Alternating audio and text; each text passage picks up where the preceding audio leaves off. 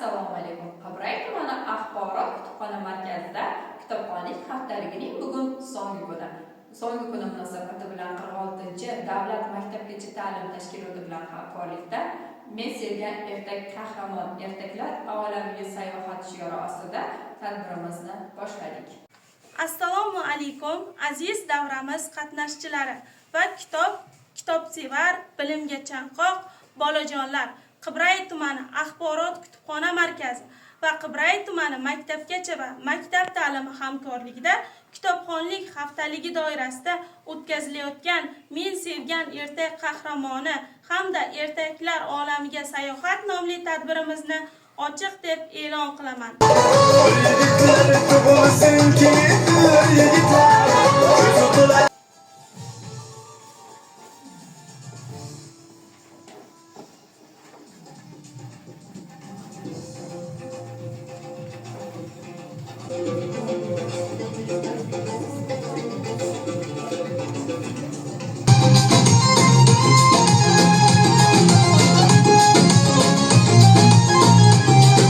Men sizlarga Fayfay nomli ertak kitobdan Bo'ri va Chol ertagini aytib bermoqchiman.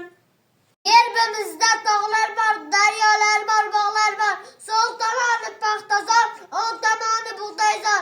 Chambarakka o'ralgan mavzuga quyosh bor. Hurligimizning ramzi Himor degan qishi bor. Bayrog'i bor, gerbi bor.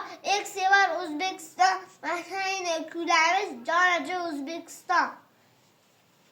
Axborot kutubxona markazi Qibray tumani maktabgacha va maktab ta'limi hamkorligida yoshlarning bo'sh vaqtlarini mazmunli tashkil etish hamda kitobxonlik madaniyatini yanada rivojlantirish maqsadida kitobxonlik haftaligi doirasida o'tkazilgan Men sevgan ertak qahramoni nomli tadbirimizda faol ishtirok uchun bolajonlarimizni ham taqdirlaymiz.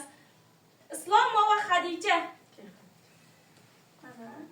kitobxonlik haftaligi doirasida o'tkazilgan ma'naviy ma'rifiy tadbirlarni tashkillashtirishda faol ishtiroki uchun Amanova Malohat tarbiyachimizni ham amaliy yordam uchun rahmat. Sog' bo'ling.